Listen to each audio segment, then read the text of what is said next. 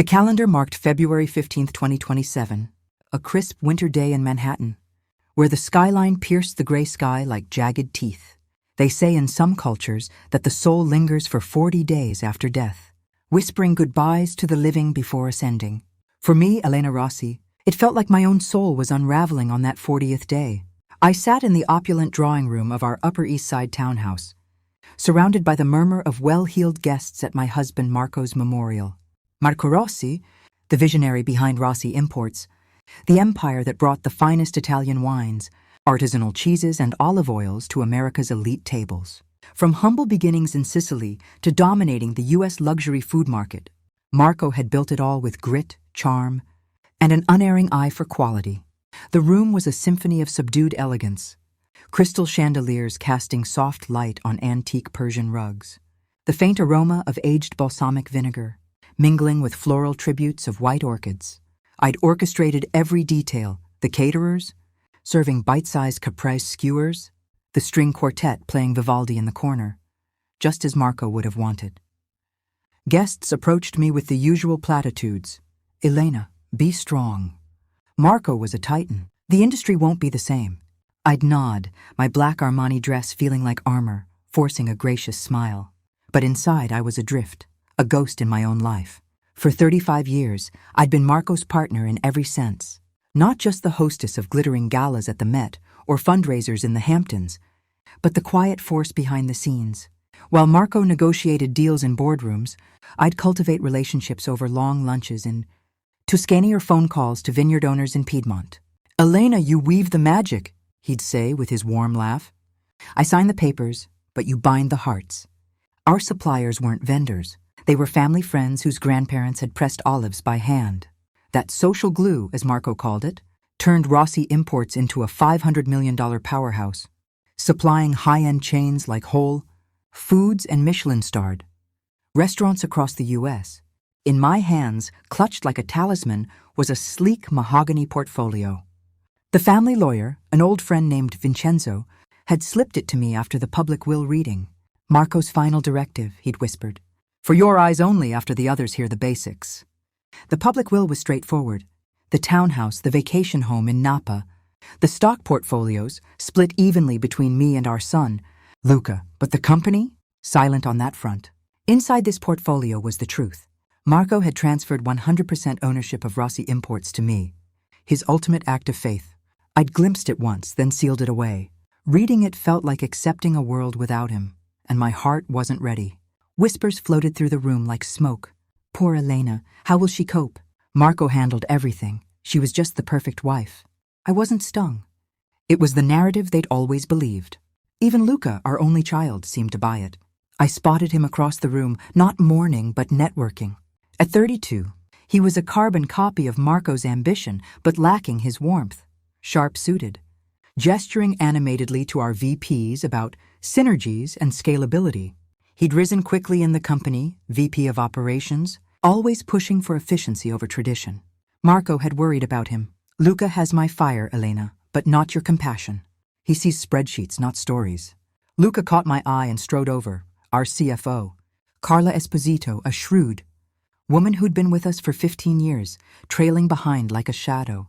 Mom, he said, his voice clipped, echoing Marco's timbre but laced with impatience. He pulled me aside to the buffet, laden with prosciutto wrapped, figs and aged Parmigiano, products from our exclusive lines. I've been thinking. Tomorrow I step up as CEO. Dad's office becomes mine. Clear out his stuff, and yours from the townhouse. I'm turning it into a corporate event space. You'll move to the Napa Villa. It's cozier for one. His words landed like ice water. The townhouse wasn't just a home. It was our sanctuary, where we'd hosted Thanksgivings with suppliers flying in from Italy, where Luca had grown up amid laughter and toasts. He spoke as if evicting a tenant, popping a truffle into his mouth without savoring it. I stayed silent, a numbness spreading. Luca smirked, misreading it as submission. And don't worry about money. Pensions set. But idleness isn't good at your age. Keep busy. He leaned in, eyes glinting with malice. Start by scrubbing my office bathroom. That's your speed now. The venom hit hard. Not just an insult to me, but to Marco's memory on this day of all days. The room's chatter faded. The world narrowed to Luca's smug face and the portfolio's weight. He'd trampled 35 years of partnership, reducing me to a punchline. Grief crystallized into resolve. This wasn't my son anymore. This was a threat to everything Marco built. I excused myself, ascending to our bedroom, the portfolio my anchor. The memorial droned on below. As the last guest departed, silence enveloped the house. I descended to Marco's study, a haven of leather-bound ledgers, maps of Italian regions pinned to walls, a half-empty glass of Chianti on the desk. Sinking into his chair, his scent of cedar and spice lingered. Rossi Imports wasn't a corporation. It was a tapestry of lives, from the olive groves of Puglia to the cellars of Barolo. Luca saw it as assets to flip. Marco and I saw souls. Luca's words echoed, "Scrubbing my office bathroom." Not tears, but clarity. How had our boy become this? Raised in privilege, he'd forgotten the human element. I pulled out my leather-bound address book, not for business contacts, but personal ones. Numbers for late-night chats about harvests, weddings, hardships. Marco called it my Vine network. "Elena, you've entangled the world in your grace." First call, Giovanni Moretti, vineyard owner in Tuscany. We'd met 30 years ago at a wine expo in Napa. Our families bonded over shared meals. His voice, gravelly with age, answered, "Elena cara, I've been thinking of you." We spoke of Marco. Then I hinted at changes. Luca takes over. A new era, more corporate. Silence then. Our vines grew with Marco and you. Loyalty isn't paper. Thread one, secure. Next, Sofia Lombardi, cheese artisan in Parma. Her family's Parmigiano was our flagship. Elena, the wheel turns, but hearts remember. More calls followed. To olive pressers in Sicily, balsamic producers in Modena. Each conversation, a subtle weave, gratitude for past, warning of future. By dawn, my network hummed. Luca would learn. Empires built on people crumble without them. Dawn broke over Manhattan, the city awakening with honks and steam from street vents. I hadn't slept, but energy coursed through me, not fury, but purpose. Luca had left early, eager for his coronation. I imagined his arrival at our headquarters in Midtown. The glass tower emblazoned with the Rossi Imports logo, lobbies scented with espresso and aged wine. Employees greeting him with condolences, him brushing them off.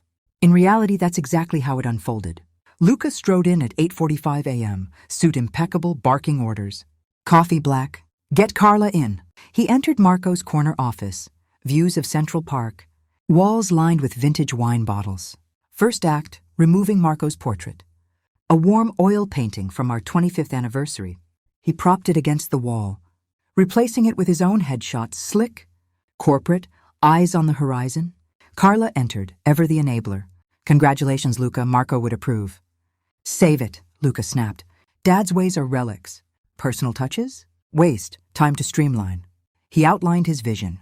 Cut supplier costs, automate logistics, eye a buyout. Our partners charge premium for tradition. Bull will demand 15%. Cuts or switch to mass producers. Carla nodded, hiding doubts. "Risky.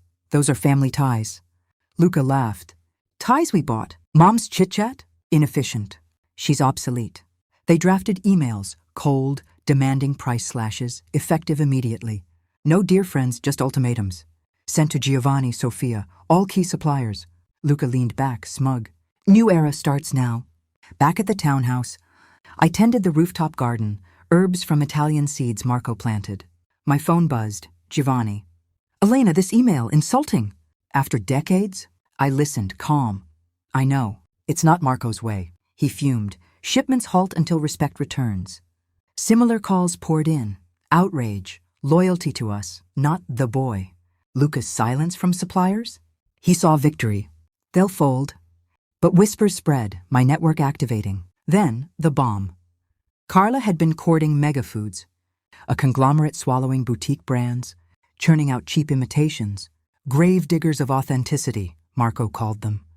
Luca planned a sale, boosting value with cost cuts. A call from Sofia. "Elena." Megafoods queried our contract, said merger imminent. Ice in my veins. Not just greed, desecration. Selling to enemies who dilute our essence. I responded, "Tell everyone. Our shared legacy's at stake." The web tightened. Luca, in a boardroom pitch to Megafoods. Execs, suits from Chicago, boasted efficiencies. Phones buzzed, warehouse alerts. Shipments turning back. What? Luca paled as deals unraveled. Execs walked. No exclusives, no deal. Panic set in. Luca and Carla raced to the townhouse, bursting into the garden. Mom, what did you do? I faced them, portfolio ready. I protected what matters, people, not profits. The afternoon sun slanted through the townhouse windows, turning the marble floors gold. I stood in the rooftop garden, gloved hands deep in soil as I repotted a lemon tree. Marco had brought back from Amalfi years ago. Its leaves carried the faint citrus scent that always reminded me of him. The garden was my refuge, terraced planters overflowing with basil, rosemary and heirloom tomatoes we'd ship seeds for from Campania. Below, Manhattan hummed, but up here it was quiet enough to hear my own heartbeat steadying after the confrontation. Luca and Carla had fled like scolded children, tires screeching down East 78th Street. I didn't watch them go. Instead, I finished planting the tree, pressing the earth firm around its roots. Some things survive upheaval if tended properly. My phone began vibrating nonstop. First Giovanni, Elena, every supplier is talking. They know about mega foods, shipments frozen across the board. Then Sophia, we've formed a pact, no Rossi. Imports orders fulfilled until you say otherwise. Word traveled fast along my Vine network. By evening, our warehouses in New Jersey were reporting empty docks. Trucks that should have been unloading crates of prosciutto di Parma sat idle. At Rossi Imports headquarters, chaos reigned. I pictured it vividly from reports trickling in via loyal staff. Luca pacing the executive floor, barking at assistants. Call them! Threaten legal action! But our suppliers weren't faceless corporations. They were generational families who'd never needed contracts. Thicker than a handshake, Carla, usually so composed, was chain-smoking in her office, scrolling through stock alerts as our share price, if we'd been public, would have been tanking. The real blow came at 4:17 p.m., an email from Mega Foods Acquisitions team, copied to Luca. In light of recent supply chain instability and termination of key exclusive contracts, we are withdrawing our letter of intent. We wish you success in resolving internal matters. Cold corporate final. Luca's reaction was predictable. He stormed into the boardroom where department heads waited for updates, slamming his tablet down. This is sabotage! My mother. She's poisoned our partners against us. Heads turned. No one spoke against me. Many had known me longer than Luca. Our head of logistics, Tony Russo, no relation, but Sicilian like Marco, finally said quietly, With respect, Mr. Rossi, those partners have been loyal to your parents for decades. Maybe it's not poison. Maybe it's principle. That evening, alone in the townhouse, I poured a glass of Marco's favorite Barolo, 1996, a legendary vintage we'd cellared for special occasions. This qualified. The wine breathed deep cherry and truffle notes, wrapping me in memory. Marco's voice echoed, Elena, the day may come when numbers men try to strip what we've built. Remember, our strength isn't in margins, it's in honor. I opened the mahogany portfolio again, spreading documents across the dining table, where we'd hosted countless supplier dinners. Beyond the share transfer was a handwritten letter from Marco, dated 3 months before his death. My dearest Elena, if you're reading this, I've left you the hardest gift. Rossi Imports is yours not because I doubted Luca, but because I knew his vision differs from ours. He sees commerce. We saw community. Protect it as only you can. With grace, steel when needed, but always heart. The suppliers will stand with you. They've always loved you best. All my love forever, Marco. Tears came then, not the choking grief of fresh loss, but cleansing. I wasn't alone. Word reached me that Luca was rallying allies, investment bankers, private equity contacts from Harvard Business School, planning a hostile challenge, perhaps claiming undue influence on Marco's will. Let him try. Vincenzo, our lawyer, had already filed the transfer documents, ironclad. But blood is complicated.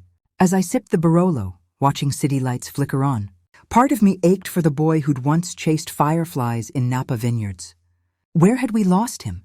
2 days later, spring teased the air, Central Park's trees budding across from our townhouse. I dressed carefully, charcoal suit, pearls Marco gave me for our 30th anniversary, hair swept back. Today I claimed my place. At headquarters, the lobby felt different.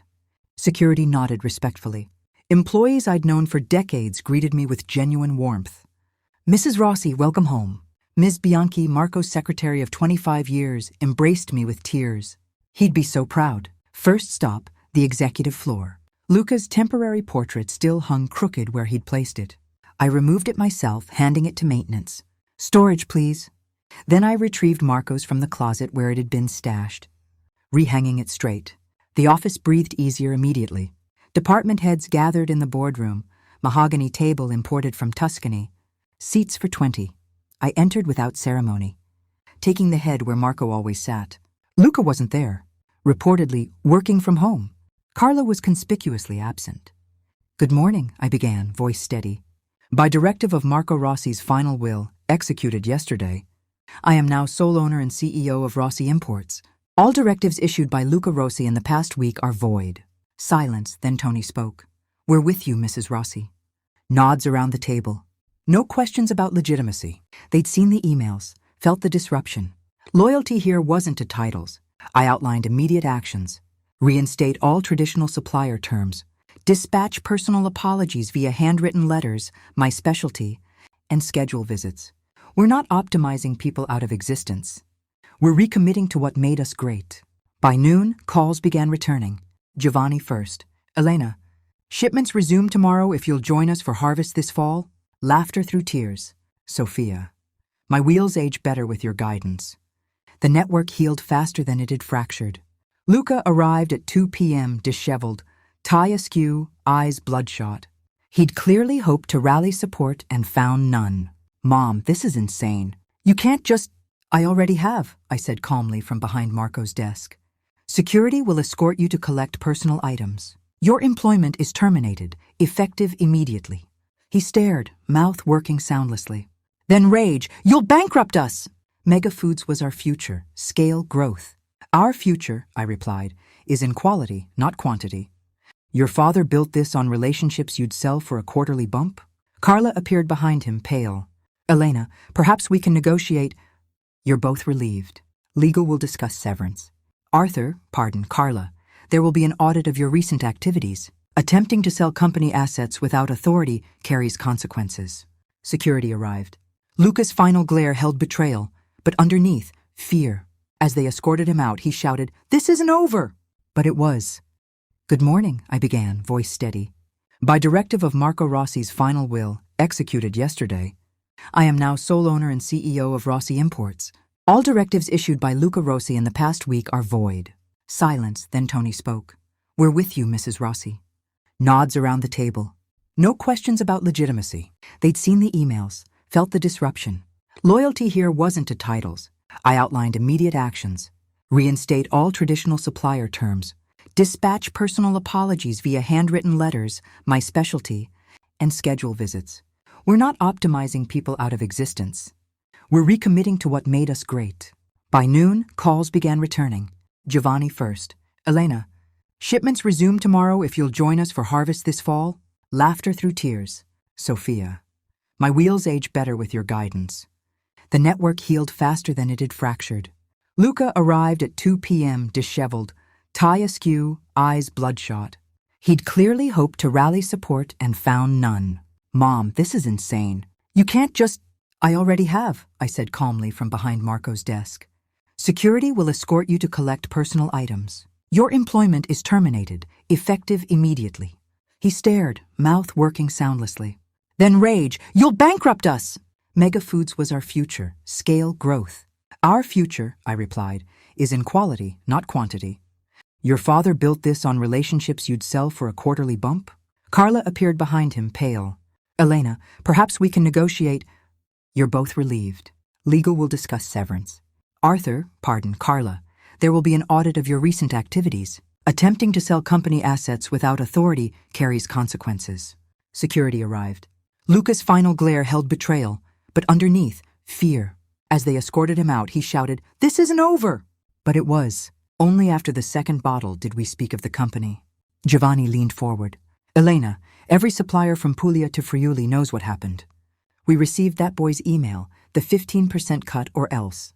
He spat the words like a bad vintage.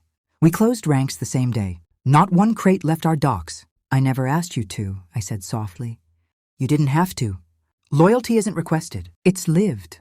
He refilled my glass. But now we need to know, what next? The American market is thirsty. Whole Foods, Dean and DeLuca, Italy, they're calling us directly, offering higher prices to bypass Rossi imports. We've said no so far, but I set my glass down. Then let's give them a better reason to stay. That afternoon we walked the vineyards. Rows of Sangiovese vines, just budding, stretched in perfect alignment. Giovanni explained his experiment with organic conversion. Risky, expensive, but the future. I listened, took notes in Marco's journal, and felt something shift inside me.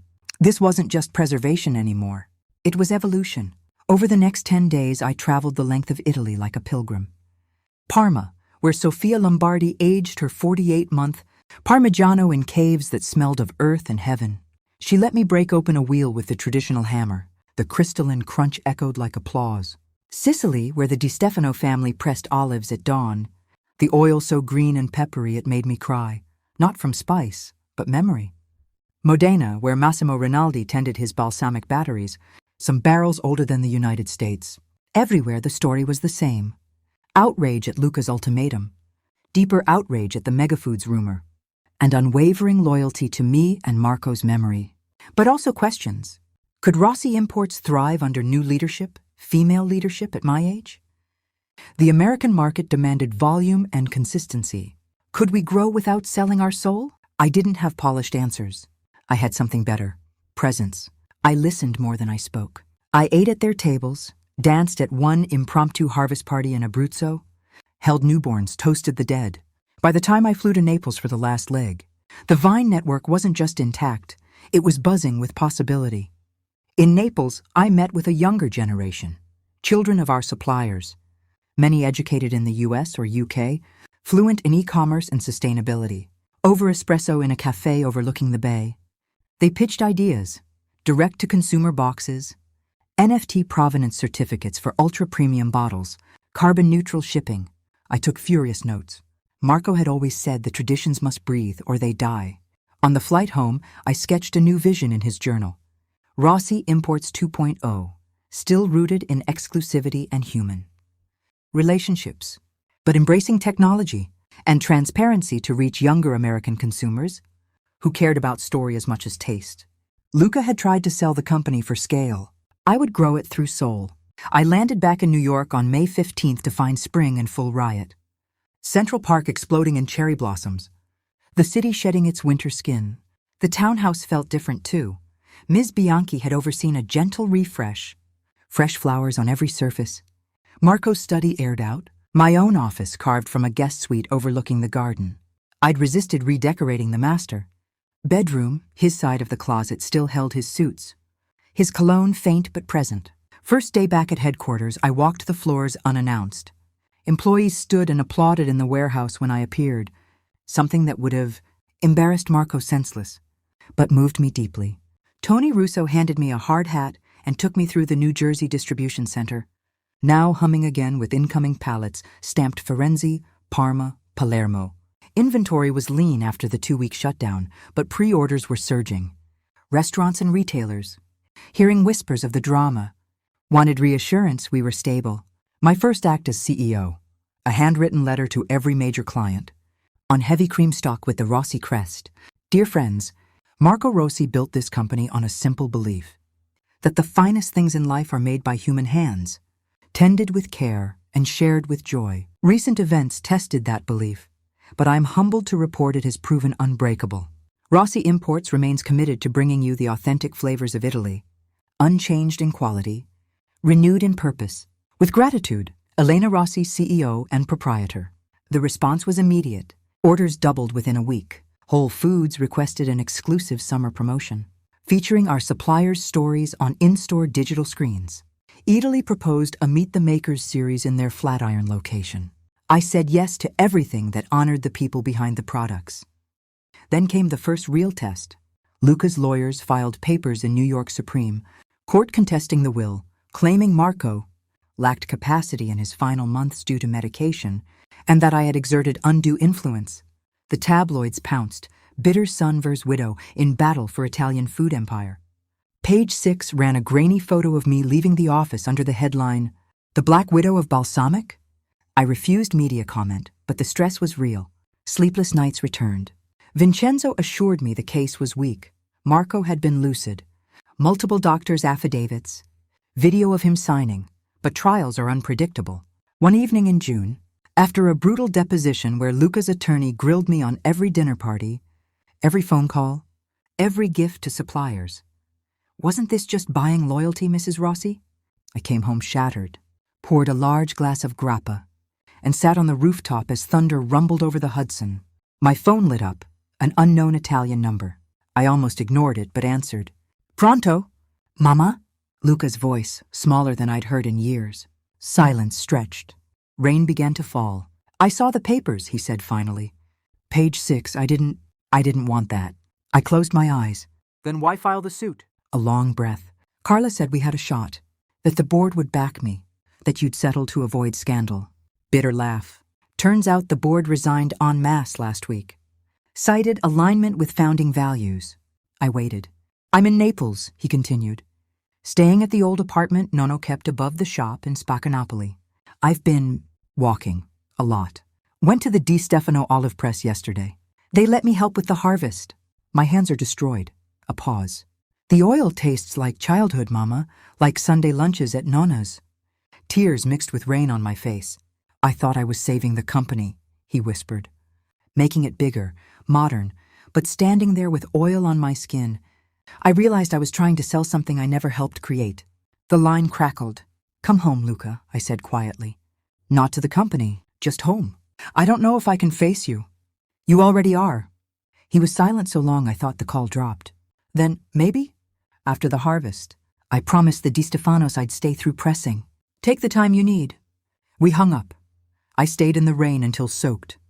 Feeling something loosen in my chest, not forgiveness yet, but space for it to grow. The court case dragged through summer, but momentum shifted. Depositions from suppliers flew in voluntarily. Giovanni, Sophia, Massimo, all testifying to Marco's clarity. Our joint stewardship, the insult of Luca's actions. Carla flipped, settling quietly after audit revealed she'd taken finder's fees from Mega Food scouts. In September, the judge dismissed the challenge with prejudice. Luca didn't appeal. That same month, we launched the first Rossi Legacy Box, curated quarterly shipments, direct to American consumers, each item with QR codes linking to videos of the makers, sold out in 48 hours. And in October, a crisp fall evening, my doorbell rang.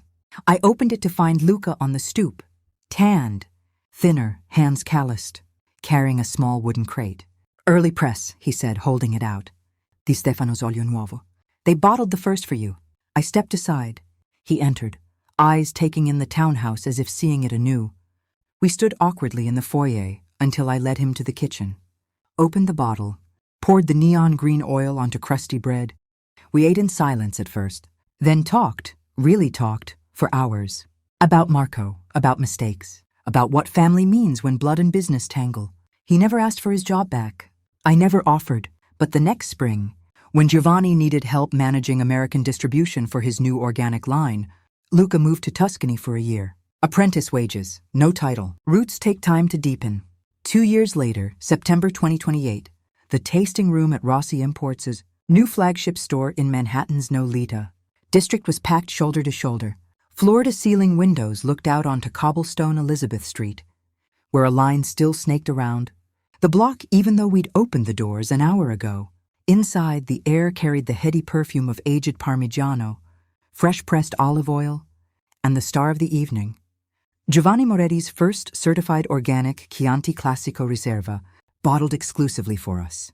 I stood at the long oak bar we'd shipped from a dismantled 18th-century Tuscan monastery, wearing a simple emerald, silk dress that Lucia Moretti had insisted I buy on our last trip to Florence.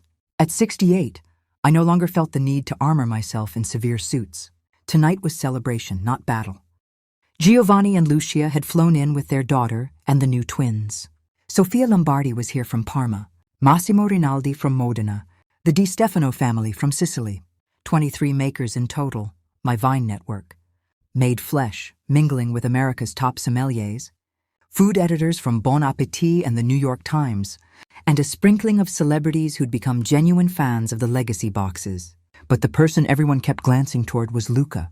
He stood near the back, sleeves rolled up on a linen shirt, pouring tastes of the new Olio Nuovo with the Di Stefano patriarch. Tan deepened from 2 summers in Sicilian groves, hands permanently calloused, hair longer and sun-bleached. He looked less like the Harvard MBA, who'd once strutted these streets, and more like the boy who'd run barefoot through Nonno's vineyards. I caught his eye across the room. He lifted a small glass in silent toast. I nodded, throat tight. The launch wasn't just for the organic Riserva. It was the unveiling of Rossi Radici, Roots, a new tier of the company dedicated entirely to small lot, regenerative and heirloom products. Only items from makers who'd been with us at least 20 years qualified. Prices were higher, volumes lower, stories infinite. The first year's allocation sold out in 11 minutes online, mostly to millennials and Gen Z, who'd discovered us through TikTok videos. Luca had started filming on a whim in the olive groves. No script. Just him explaining why a particular tree's fruit tasted of almond and artichoke. A New York Times reporter pulled me aside mid-event. Mrs. Rossi, revenue is up 42% year over year. You've opened 3 experiential stores, and you're about to announce a Napa Education Center. Everyone wants to know, was this always the plan? I smiled. The plan was survival. Everything else grew from gratitude. Later, when the crowd thinned, the makers gathered around the bar for a private toast. Giovanni raised his glass. To Marco, who taught us that wine is memory in liquid form. And to Elena, who reminded us that memory can also be the future. Glasses clinked. Someone started singing an old Tuscan harvest song. Luca's baritone joined in, surprising everyone with how strong it had become. After the guests left, Luca and I stood alone in the now quiet store. Moonlight spilled through the windows onto the empty shelves waiting for tomorrow's restock. I read the quarterly report, he said, leaning against the bar. Profits higher than even my old projections. Without selling out? Different kind of profit, I replied. We measure in relationships now. He nodded, eyes on the floor. I'm ready, Mama, if you'll have me. I'd known this moment would come. Had prepared for it in quiet conversations with Giovanni, with Vincenzo, with my own heart. There's no corner office waiting, I said gently. No VP title. I don't want one. You'd start as director of maker relations. Base salary, long hours, constant travel. You'd report to Tony Russo. He's earned the right to keep you honest. Luca exhaled, half laugh, half relief. I'll take it, and I'd like to live in the Napa cottage when I'm stateside. If it's still free, it's been waiting for you. We embraced then. No cameras, no audience. Just mother and son, the scent of wine and olive oil wrapping around us like forgiveness. 5 years later, October 2033, the Napa Valley property had transformed beyond recognition. Where Marco and I once kept a modest weekend vineyard house, now stood the Rossi Radici Institute, a 40-acre campus of stone buildings, demonstration vineyards, olive mills, and teaching kitchens. Opened 2 years ago, it hosted masterclasses for young chefs, sommeliers, farmers, and food writers. Scholarships funded entirely by a percentage of legacy box sales brought in students from underrepresented communities across America. I was 73 now, hair silver, step a touch slower, but energy undimmed. Today was the annual Harvest Festival, open to the public for the first time. Food trucks from Oakland to Sacramento lined the gravel drive. Live jazz floated from a stage near the new amphitheater. Children stomped grapes in wooden barrels while their parents tasted the Institute's student-made wines. Luca, now 39, married to an enologist he'd met in Sicily, father to a 2-year-old daughter named Elena, ran the entire education program. He wore jeans and work boots, laughing as he helped a group of middle schoolers from San Francisco press olives. His wife Julia filmed it for the Institute's YouTube channel, which had 2 million subscribers. I wandered the grounds, greeting familiar faces. Giovanni and Lucia, both grayer, sat under an oak tree with Massimo and Sofia, watching their great-grandchildren chase each other. The Vine network had become a family reunion. A young woman approached me hesitantly, early 20s. Cornell Hospitality Program grad, one of our scholarship recipients. Mrs. Rossi? I'm opening a zero-waste restaurant in Detroit next year. Everything Italian, everything sourced through Rossi Radici. I just wanted to say thank you. This place changed my life. I hugged her. Make beautiful food. Tell the stories. That's all the thanks we need. Evening fell purple over the valley. The festival's closing event was held in the original restored barn, a long communal table for 200 lit by strings of bulbs. Every dish featured ingredients from our makers: Giovanni's wine, Sophia's cheese, Di Stefano oil, Massimo's 50-year balsamic reduced to a glaze over roasted figs. Luca took the microphone as dessert was served. 7 years ago, he began, voice steady, I nearly destroyed everything my parents built. Greed, arrogance, the belief that bigger was always better. My mother didn't just save the company, she saved me. From myself. The crowd stilled. Tonight we celebrate not just harvest, but second chances. Rossi Imports began as my father's dream. It survived because of my mother's strength. And it grows now because all of you, makers, students, customers, believe that food is more than fuel. It's memory. It's connection. It's love. He turned to me. Mama, the board has voted unanimously. Effective January, you become Chairman Emerita. Day-to-day leadership passes to me as CEO. Applause thundered. I hadn't expected it tonight. We'd planned a quieter transition. But seeing Luca here, surrounded by the people he'd once dismissed, I felt only peace. I stood, glass raised. To Marco, who taught us excellence. To every maker who trusted us with your life's work. And to Luca, who learned that the most important harvest isn't grapes or olives. It's humility. Glasses rose. Tears fell freely. Later, under a sky thick with stars, Luca and I walked the vineyard rows alone. You sure about this? He asked quietly. Stepping back? I'm not stepping back, I said. I'm stepping forward, into the next chapter. Travel, writing the book. Marco always wanted. Maybe spoiling my granddaughter rotten. He laughed. Little Elena already has you wrapped around her finger. As it should be. We stopped at the oldest vine, a Zinfandel Marco had planted the year Luca was born. Dad would be proud, Luca said. He is, I answered. We both are. In the distance, music played, voices sang, glasses clinked. The harvest continued, generations tending the same roots, reaching for new fruit. And that is the story of Elena Rossi. It is a story of quiet power, of grief transformed into guardianship, of betrayal forgiven but never forgotten. Most of all, it is a story about what endures when everything else falls away. The invisible threads of human connection, stronger than any contract, more valuable than any balance sheet. We didn't just save a company. We grew a legacy, one that will outlive us all. 2035-2040. The years after the transition settled into a rhythm as gentle and predictable as the seasons in Napa. I stepped fully into the role of Chairman Emerita, which meant I no longer attended quarterly board calls or reviewed P&L statements. But I still flew to Italy twice a year, hosted the makers at the townhouse every Thanksgiving, and spent long afternoons in the Institute's library writing the book Marco and I had always talked about. The book, eventually titled Roots and Vines, A Life in Food and Family, came out in the spring of 2037. It wasn't a business memoir or a tell-all about the near collapse. It was quieter, stories of harvests, recipes annotated with memories, letters Marco had written me from vineyards around the world. Luca wrote the foreword. The dedication read simply, "To Marco, who taught me how to taste life."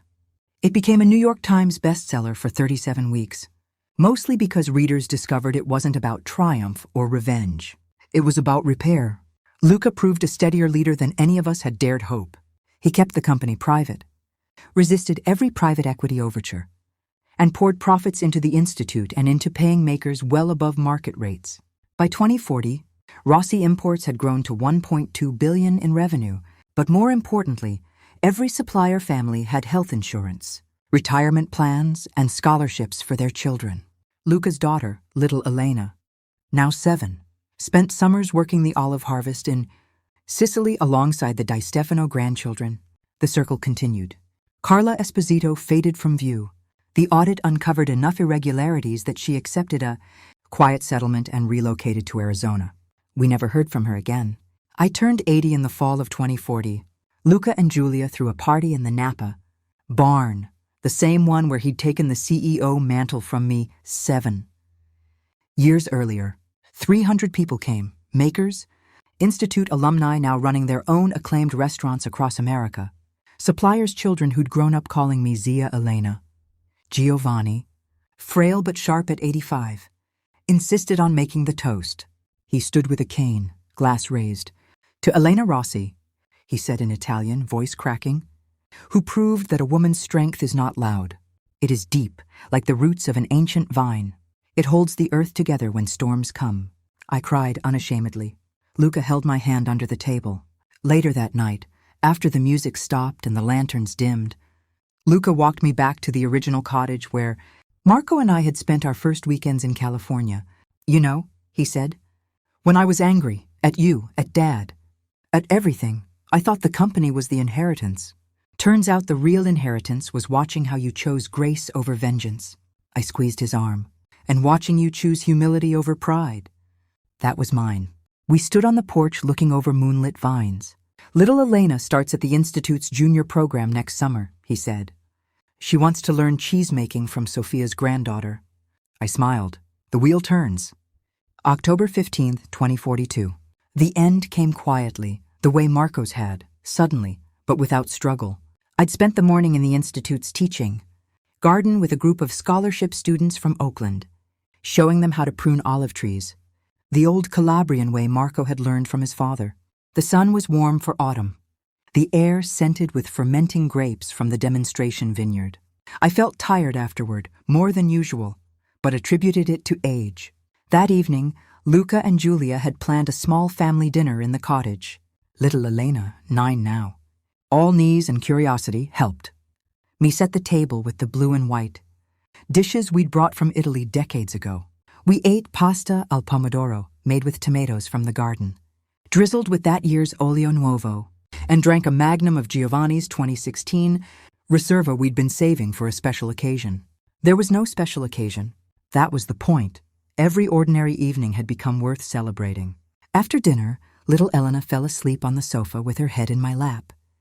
I stroked her hair, humming an old Sicilian lullaby my mother had sung to me. Luca and Julia cleaned the kitchen, their voices low and content. I felt a sudden, profound peace settle over me, like stepping into warm water after a long day. No pain, no fear, just completion. Mama? Luca's voice, concerned.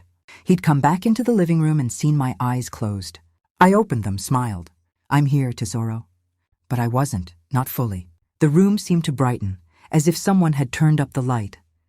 I saw Marco standing in the doorway, not young, not old, just Marco, wearing the linen shirt he loved in summer, smiling that half-cocked smile that always meant he was about to tell a story. He held out his hand. I took it. The last thing I heard was little Elena stirring, murmuring, "Nonna?" in her sleep. Then silence, vast and sweet as the first press of perfect olives. They found me still on the sofa, head tilted back, expression serene. Little Elena curled against me like a comma in a beautiful sentence. Luca closed my eyes gently. Julia wept. But neither felt despair, only the ache of a chapter ending. When the story has been well told, the funeral was small, held in the Institute's amphitheater under a clear autumn sky.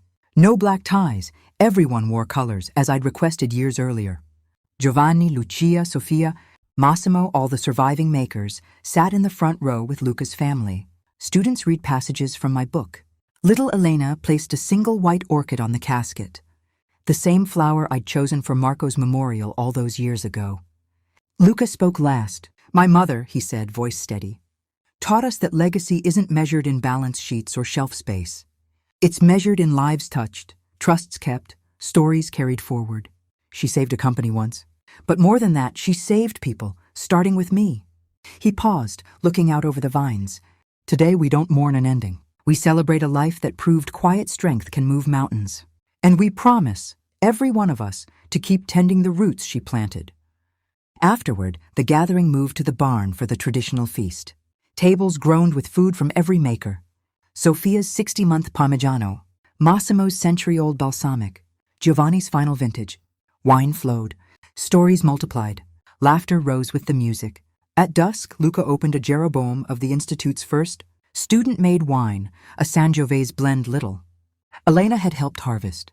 He poured a glass and walked alone to the oldest Zinfandel vine, the one Marco planted the year Luca was born. He raised the glass to the sky. To Elena and Marco, he said softly. The harvest is good. Somewhere, in whatever place exists beyond vines and memory. I believe they heard him and smiled.